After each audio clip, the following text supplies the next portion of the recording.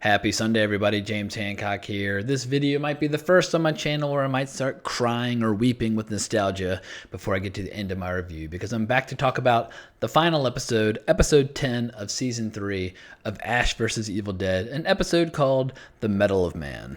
As was recently announced, the show has been canceled at Starz, and there's been a very aggressive campaign from a lot of fans trying to convince Netflix to acquire the show, because apparently the show does pretty well on Netflix. Bruce Campbell has very publicly said, "No, I'm done. I'm happy to ride off into the sunset." So whether or not he's ever tempted to return to the role, or if this is all we have to enjoy, what we do know is that this season finale was actually pretty damn solid and does give us at least a conclusion to the narrative that makes sense in the context of the movies as well as the show. So if this is the end, it's a relatively satisfying one, although perhaps a little bittersweet. Much like the battle at the end of Evil Dead 2, this episode sees Ash going up against an enormous creature, Kandar the Destroyer. And what was so much fun about it is that most of the characters from the show got to have a little hero moment, or a moment where they got to shine, but we also had some nice callbacks to the earlier movies, little lines of dialogue for the hardcore fans. And we even had an ending, which was a nice callback to the original plan for Army of Darkness. So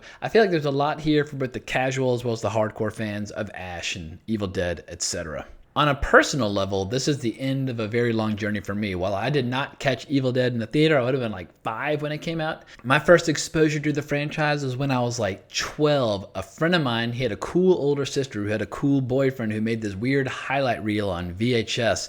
And it was blurry and it was grainy. It was basically just scenes from his favorite horror movies. But I can vividly recall just being absolutely traumatized by this highlight reel of different scenes from Evil Dead. And then in high school, I just became a rabid Evil Dead fanatic because Army of Darkness came out in the theater, and it led to my becoming the co-founder of the Dead by Dawn Society at my high school, where we would play all 3 Evil Dead movies in a row. And we went from a very small little group of maniacs to a very large collection of maniacs in a very short period of time. So as a fan, I've been living with these characters and loving these stories for a very long time. But for Bruce Campbell, this has to be kind of a surreal experience. If you had told him back in the 70s, when they were making some of their early short films, that this would lead to basically a nearly 40-year franchise, he probably would have laughed in your face. But for whatever reasons that are totally beyond me, but perhaps you might need knowledge of the Dark Ones and the Necronomicon itself, it seems like Bruce Campbell was fated to be put on this earth to play this character, and he really leans into it and just goes for it in this final episode. I always think he's at his funniest when he's playing the role of the reluctant hero, which is something that he really shined in Army of Darkness. But there's this great bit where a bunch of people are encouraging him to face Kandar the Destroyer. And I love his reaction. He's like, "I do kill demons,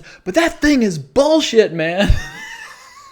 And to an extent, he is correct. I mean, what the hell is a chainsaw and a shotgun going to do against a giant monster that's basically the size of Godzilla, that's stepping on tanks and swatting jets out of the sky, that seems to be getting stronger with every man-made weapon that gets used against it? But for fans of the old school Evil Dead movies, this episode did a great job of employing some familiar touches to give this franchise a proper send-off. There's a great moment where we see one of those POV shots going right up to a cop, and then we flip to Brandy's point of view as we see this cop start like arching and racking in pain as he collapses to the ground, and then he rises as a Deadite. That was a great little moment. But the lines of dialogue from the Deadites were killer as well. There's one that says, "One by one, we will take you," which is probably the most eerie line from the first movie. And then there's another screaming "Dead by Dawn," which is probably my favorite line from the second movie. So whether they knew the show was going to get canceled or not, it's clear that the people behind Ash vs. Evil Dead realized we got to put some familiar ingredients into this just in case. But this episode definitely has a size and scope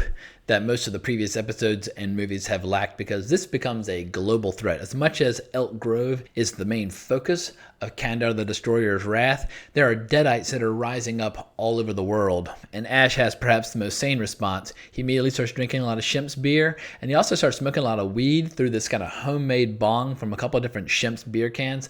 I absolutely need one of those in my private collection. While I was a little sad to see that Pablo and Kelly did not get a whole hell of a lot of screen time in this episode, this is all about watching a passing of the baton or passing of the torch from one generation to another, where even Ash admits, I can't do this stuff forever. And he gives the necklace that he's been carrying since the first movie to his daughter. And we get this really killer sequence as they go through the sewers, and we see that the sewers are filled with Deadites. But this show, more often than not, leans into the comedic, but it actually was kind of creepy seeing these Deadites one by one rise up from the water or come down from the ceiling. I love it when Evil Dead actually manages to scare me, and while I wasn't terrified, at least I was a little bit unnerved. The battle is an absolute splatterfest where we have Brandy hacking people up with the Kandarian dagger and Ash blowing people away with his boomstick. When it comes to gore and action, this episode absolutely held nothing back. But for fans of El Brujo and Kelly, we get a nice little reunion because Pablo does manage to successfully go through the rift, come back with Kelly's soul. Her body raises from the dead, and while initially she still appears quite dead, much to her shock and horror when she looks at herself in the mirror, she and Pablo do get a nice kiss. So while I was always hoping for them to have some major, vigorous lovemaking session along the way, at least we can tell that they do end up together. So as a fan, I was kind of secretly hoping that we'd see some massive team up against Kandar, where basically Kelly and Pablo and Brandy and Ash would all join forces in order to defeat him. But it actually reverts to a one-man show because Ash has a parting of the ways with his friends and family. He puts him in a van and he tells Pablo,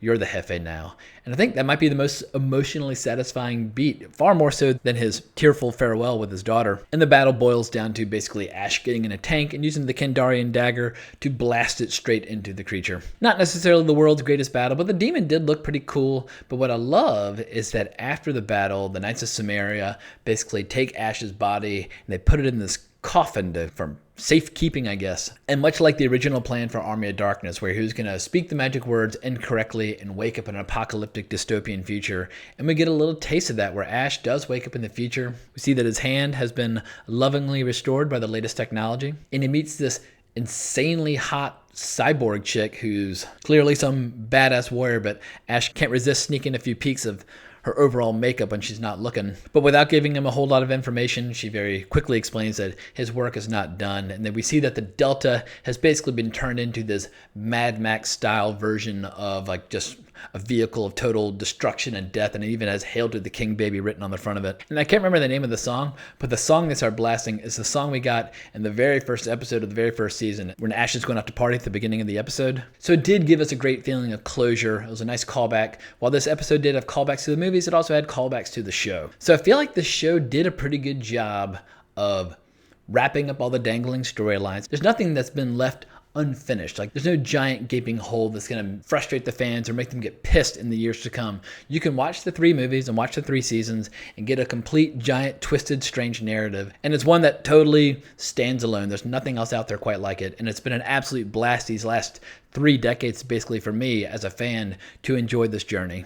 But as I've said in previous videos, what I would love to see in a couple years' time as the demand for this show and this character returns, and we see Bruce Campbell regenerating his batteries, smoking weed up in rural Oregon, or doing whatever he does in his spare time, that he will get the itch and basically give us a Mad Max style, futuristic Ash versus the Deadite scenario. I think that would be an absolute blast. So to all my fellow Evil Dead fans out there, thank you so much for watching all my recaps and reviews over the course of the season. It's been an absolute pleasure geeking out about this franchise with my fellow fans. And fingers crossed we'll have an excuse to talk about Evil Dead again in the years to come. But please consider giving my channel a subscribe. I would sincerely appreciate it. And I'll be back at y'all later on this evening to review the latest episode of Westworld. Onwards and upwards, folks.